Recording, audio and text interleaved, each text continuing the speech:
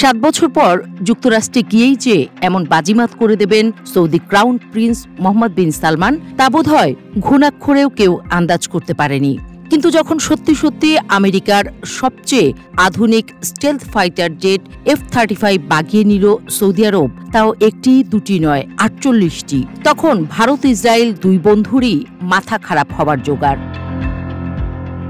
Middle East Eye একে crown prince Mohammed বিন সালমানের বড় জয় হিসেবে দেখছে, কারণ এটি একটি সামরিক চুক্তি না, এটা সরাসরি মধ্যপ্রাচ্য থেকে দক্ষিণ এশিয়া পর্যন্ত শক্তির সমীকরণ বদলে দেওয়ার মতো ঘটনা। ট্রাম্প প্রশাসন বিষয়টি এগিয়ে নেওয়ার পর থেকেই সবচেয়ে বেশি অস্থির হয়ে উঠেছে দুটি দেশ, ইসরায়েল আর ভারত, কারণ তারা দুজনেই জানে F-35 কোনো সাধারণ যুদ্ধ বিমান নয়। রাডারে প্রায় অদৃশ্য থাকা এই জেট যার হাতে থাকবে তার আকাশ ক্ষমতা অন্যদের তুলনায় এক ধাপ না অনেক ধাপ এগিয়ে যাবে। ইসরায়েল এতদিন পুরো মধ্যপ্রাচ্যে একমাত্র দেশ ছিল যাদের হাতে F-35 ছিল। এই একচেটিয়া সুবিধাই ছিল তাদের সবচেয়ে বড় স্ট্র্যাটেজিক সুরক্ষা। কোনো দেশই যেন তাদের সমান প্রযুক্তি না পায়, এটা ছিল ইসরায়েলের দীর্ঘমেয়াদী দাবি ও কূটনীতি।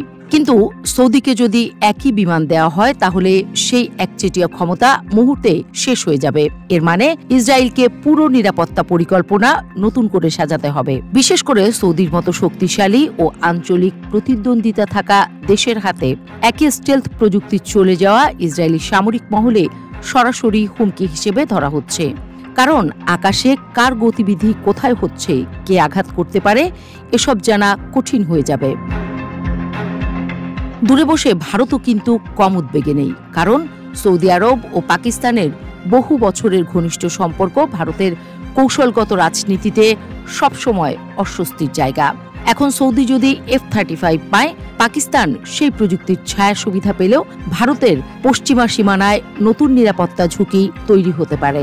এর সঙ্গে যোগ হচ্ছে আরও একটি বাস্তবতা, ভারত নিজে এখনো F-35 পায়নি। তাদের হাতে আছে রাফাল, সুখোই আর কিছু উন্নত জেট, কিন্তু স্টেলথ প্রযুক্তির ক্ষেত্রে ভারত অনেকটাই পিছিয়ে। তাই সৌদির মতো শক্তির হাতে F-35 চলে গেলে আঞ্চলিক সামরিক ভারসাম্যে ভারতের অবস্থান তুলনামূলক দুর্বল দেখাবে।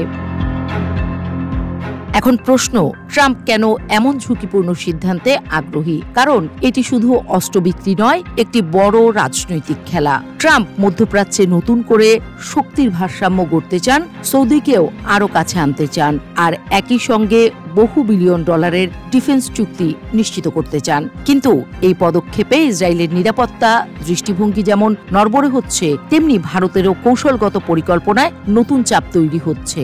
সব মিলিয়ে সৌদির হাতে F-35 মানে একটাই, মধ্যপ্রাচ্যের আকাশে এক নতুন সুপার পাওয়ার উঠছে, আর তার ধাক্কা পৌঁছাচ্ছে সরাসরি তেল আবিব থেকে নয়াদিল্লি পর্যন্ত।